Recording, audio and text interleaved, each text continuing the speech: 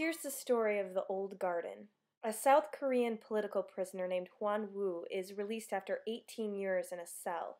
He's been almost entirely cut off from a society that moved from a military dictatorship to a democratic society that's still marked by inequality. Upon stepping back into the world, he must reorient himself to a modernized Korea, as well as to the people he left behind, and the legacy left by the love of his life. This love, Yoon-hee, was an artist who filled notebooks with journals and letters to him while he was in prison. She died of cancer 3 years before his release, and the pair never got to be reunited after his arrest nearly 20 years before. After escaping the city of Seoul and returning to the small town of Kolme, where the couple once lived before our hero was arrested, Hwan-woo examines the man he was, the woman Yoon-hee was, who they both became, and the consequences of all kinds of commitment in a nation changed.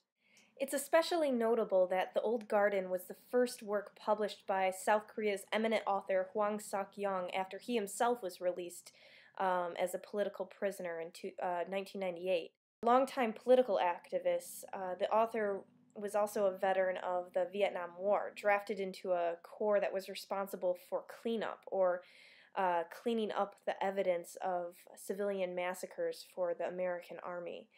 In 1993, he was sentenced to 7 years in prison for an unauthorized trip to North Korea. He conducted about 18 hunger strikes to protest the banishment of pens and poor nutrition in the prison.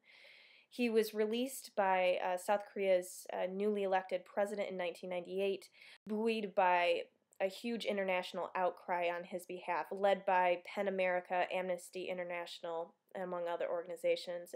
No wonder the world was eager to get its hands on The Old Garden when it was published a couple years after his release, though the English version only came to us last fall thanks to Seven Stories Press. There was also a movie made out of the book that brought it increased attention.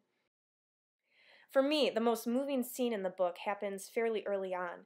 We're only a day maybe into Hwan-woo's release after being in prison, and he's trying to navigate a busy, expansive public space, and he's overcome by a physical nausea at it. The section reads like this. I was on the university campus, and the road I took was the Central Avenue from the main gate to a cluster of school buildings. I took a few steps and realized I was headed in the wrong direction, but I could not turn around. Students going to their classes clogged the street. I was a salmon swimming upstream. I bumped shoulders with them, blocked one student's way while trying to avoid running into another. I became too conspicuous. Some kids glanced at me, others avoided me, and walked around. I saw the main gate and told myself this ordeal would be over once I got there. I took one step at a time, deliberately and slowly. I became nauseous and couldn't stop sweating. Beyond the main gate was a grand avenue full of traffic. Cars whizzed by, leaving dusty fumes behind. I thought every bus and truck was about to run over me. Holding on to a tree, I stood on the sidewalk for a while, then collapsed. My stomach was queasy and I spat onto the ground. I took a few more steps, then took a rest, counting the roadside trees one at a time. Finally, I got to a busy neighborhood full of restaurants, but I couldn't even attempt to look for the one where I was supposed to be. I sat on the steps of an overpass and waited for my nephew to find me. "Uncle, what's wrong? You're not feeling well?" He came to me and reached for my hand, pulled me up. "Well, just a bit dizzy. I guess it's still too much for you to go out." We walked to the restaurant where my sister was waiting. I finally calmed down after sitting in the corner for a while. The book rests heavily in backstory, using not just flashbacks, but also the device of Yoon-hee's journals to push us and our narrator into the past. Often this is very evocative, and it makes sense for a protagonist who's spent 18 years in prison while the world progressed forward to take refuge in memory.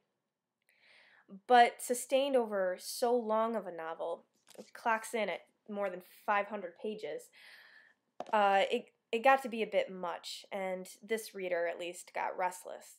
And an odd gap in the novel is that there's no full articulation of the political beliefs that were apparently so passionately held by our characters that they were willing to put their lives and their freedom on the line for it.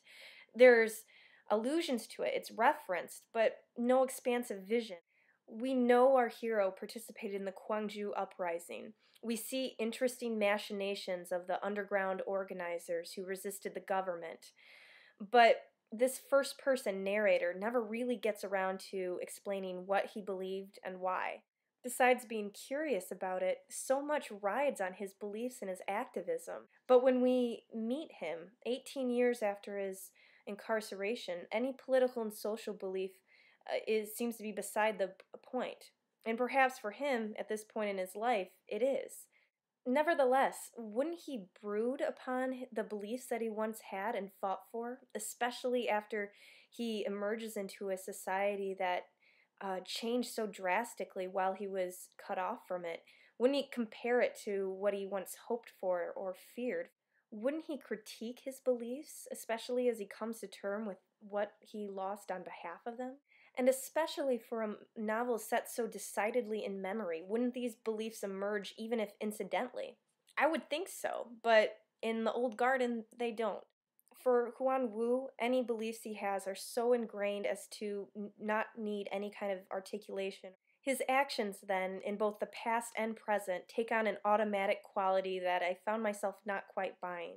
On the other hand, I do appreciate the even keel of the narrator. The pacing of the book has a patient quality to it that seems appropriate for the story of a man who is tentatively re engaging with life. Over the last few years, I found myself increasingly fond of the quiet, low key narrator, like the ones we meet in Per Pedersen's Out Stealing Horses or Marilyn Robinson's Home. I love being spun into the powerful inward energy of these characters that often go unremarked upon as they slip through the world. Wan Wu, in his post-prison life, is a native of this tribe of understated protagonists, and I love him for it. But I just struggled with comprehending the revolutionary roots with which he supposedly emerged. And given Huan Wu's focus on his past, it shouldn't have been so hard.